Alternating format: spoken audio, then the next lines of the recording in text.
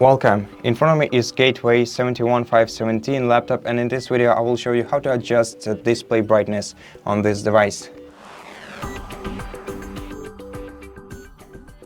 So the first way to do this is to click these three icons in the bottom right corner of your screen and then move this slider either to the left to decrease the screen brightness or to the right to increase it.